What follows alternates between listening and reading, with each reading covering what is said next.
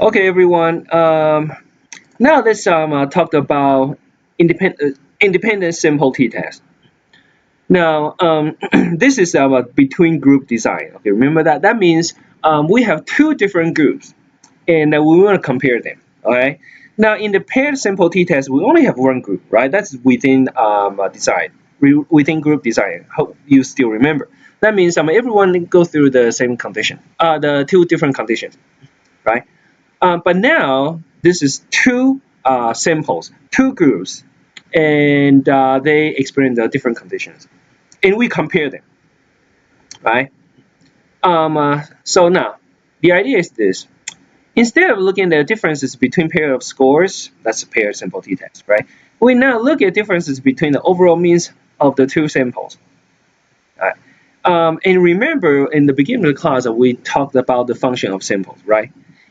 Sample is only a tool for us to get to know about a population. So all the parameters, the numbers we got from the samples is only helping us to get to know something about population, right?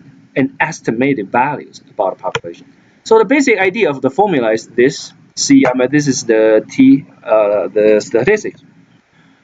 E equals the mean difference, of the two groups, right? Divided by the estimate of the standard error. Okay.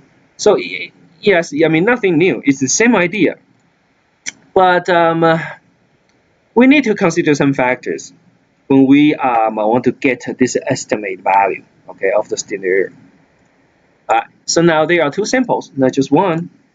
And so this the formula for standard error is this, right? Remember?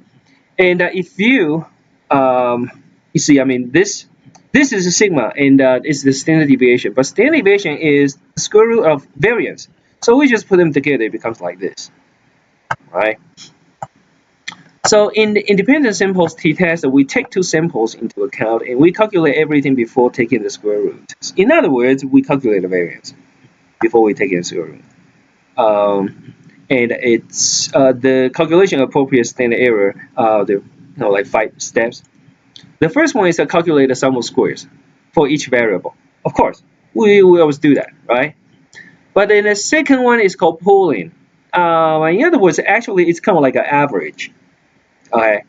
Suppose the sum of square of a variable x after calculation is 12, and the sample size is 4. Sum square of variable y is 30, sample size is 6. Then what is the average variance? Now, what you need to do is need to consider this different sample size. We cannot just add 12 and 30 and divide it by 2, right? Because in this case it's only 4, in this case it's 6. We need to take that into account. But usually in the calculating in the statistics, we consider degrees of freedom. So degrees of freedom for x is 3. That's a 4 minus 1, right? Degrees of freedom of y is a 6 minus 1. It's 5. So what we do is actually let's add up the sum of squares together, and then divide it by these two add up together. That will be the true average, right? So this is 42 and this is 8. Right? And this process is called pooling. It's kind of like averaging, really. Okay, step 3, divide the pooled variance by the sample size of each variable. This is just to follow the formula, okay? They are the estimated variance for each sample distribution mean differences. So what we do is 5.25 divided by 4 is this, and then divided by 6 is this. And then we add these two numbers together, and then take the square root of this number. That is the standard error. Okay.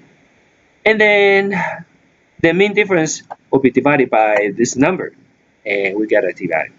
Actually, it's not too hard. Okay. So the formula is right here, mean difference, and then the pooled variance divided by the sample size.